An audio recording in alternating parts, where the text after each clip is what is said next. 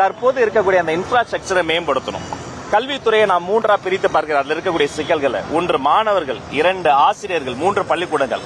முதல்ல மாணவர்களுக்கு என்ன பிரச்சனை? ஊட்டச்சத்து பிரச்சனை. அவங்க நீண்ட நெடிய காலமா கார்போஹைட்ரேட்ஸ் நம்ம கொடுத்துக்கிட்டு இருக்கிறோம். அவங்களுக்கு புரோட்டீன் ஃபுட் வேணும். அப்ப அந்த சிக்கன் பிரியாணி வேணும்னு நான் ஒரு பரிந்துரை செய்திருக்கிறேன்.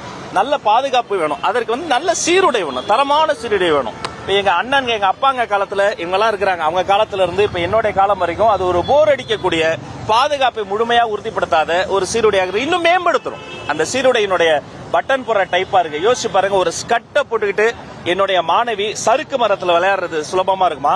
ஒரு ஜெர்சி போட்டு, ஒரு ஸ்போர்ட்ஸ்க்கான டி ஷர்ட்டையும் பேண்ட்டையும் ஷூவையும் போட்டு சறுக்கு விளையாடல ஒரு மாணவி விளையாட முடியுமா? அப்ப காலத்துக்கு ஏற்ற போல சீரியமா இந்த மாணவர்கள் நலன் சார்ந்த பிரச்சனை ஒரு பக்கம். இன்னொரு பக்கம் ஆசிரியர்கள் நீண்ட நெடிய காலமா பாவங்க 18 வருஷம் 20 வருஷம் போராடுறவங்களா இருக்கிறாங்க.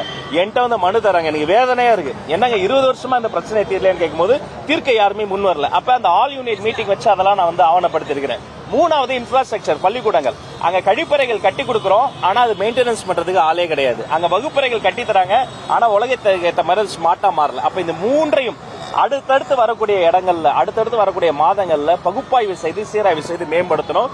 குறிப்பாக மாணவர்களுக்கு மருத்துவ பரிசோதனைகளை நாங்க முன்னெடுக்க போறோம். ஒரு டென்டல் செக்அப் பண்ணுகிற போது அந்த குழந்தைக்கு பல் எப்படி இருக்கு, சொத்த பல் இருக்கான்னு தெரியும். அந்த குழந்தை வேற ஏதாவது போதைப் பொருளை பயன்படுத்தினா அதோட செடிமெண்ட்ல தெரியும். பாக்கிக்கு யாராவது இன்ஃபுளுன்ஸ் குழந்தைக்கு கொடுத்திருந்தாங்கன்னா அதோடைய அந்த வாசத்துல தெரியும். கஷ்டமா ரொம்ப ரொம்ப மோசமான அந்த சப்ஸ்டன்ஸ் யூஸ் பண்ணியிருந்தா கூட அதோட செடிமெண்ட்ஸ்ல கண்டுபிடிச்சிட முடியும்.